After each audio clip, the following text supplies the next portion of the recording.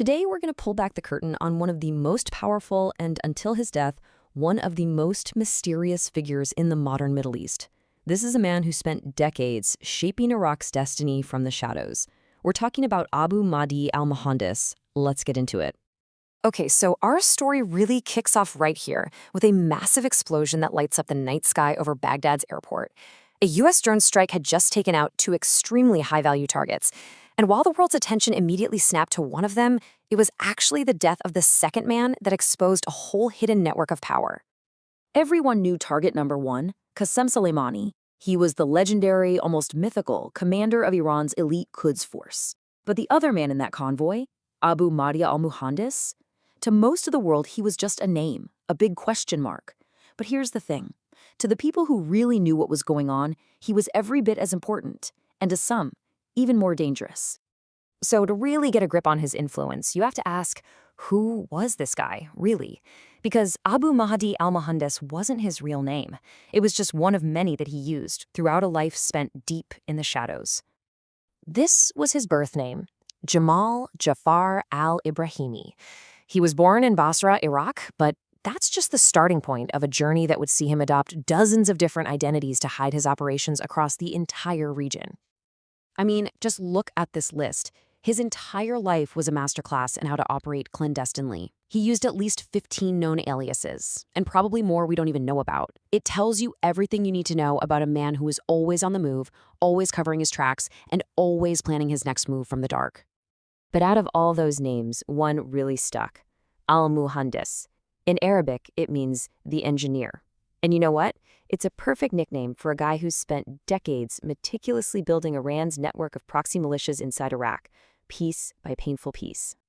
So how did this engineer of militancy actually build his empire? Well, his path to power wasn't some straight shot to the top. Nope.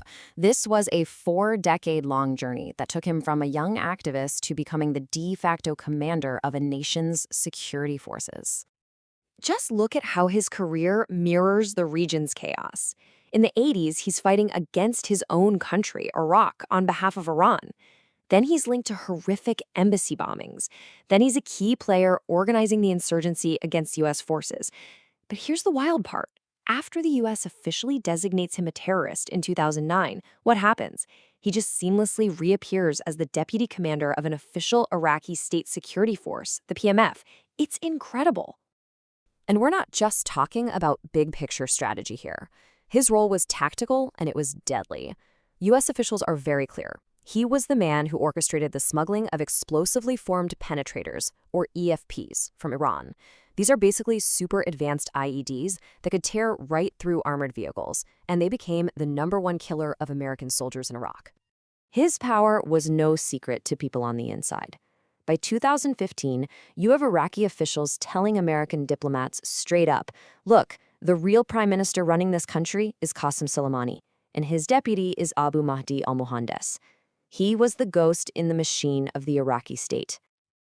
And here's the core conflicts of his entire life, really. He was a senior Iraqi official who also held a second passport. He was a citizen of Iran. His loyalties were complicated, to say the least.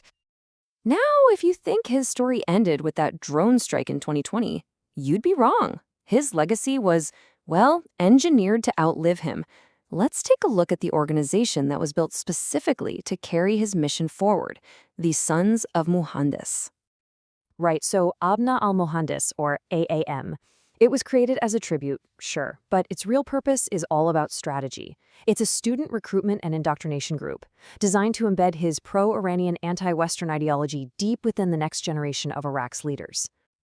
And they have a very clear 4-step playbook. It starts with pushing the ideology on university campuses. Then you infiltrate those schools to handpick the future elites. The goal is to build a steady pipeline of loyal members for the so-called resistance, all of it driven by that powerful ultimate goal, to avenge the blood of the leaders by continuing their mission. And true to the engineer's name, their recruitment is highly technical. They're not just looking for followers, they are actively searching for students with skills in drone warfare, 3D printing, and precision engineering. They're literally building a new generation of technologically advanced militants. Okay, this is where it gets really tangled and, frankly, pretty shocking. The AAM isn't some rogue student group. Its ideology is directly controlled by Kataeb Hezbollah, a terrorist group al-Muhandis founded. It's also an official, paid part of the PMF, an Iraqi state security force, and its access to universities is facilitated by a government minister who himself belongs to a U.S.-designated terrorist organization. It's an absolute web. So we're left with this incredibly complex legacy. To his followers, Abu Mahdi al-Muhandis is a hero, a martyr. To his enemies, he's an architect of terror. But if you look past the labels, the machinery he engineered, both political and paramilitary, is still deeply embedded in Iraq, still running today. Which leaves us with one final, crucial question. How will the ghost of the engineer continue to shape the future of a nation?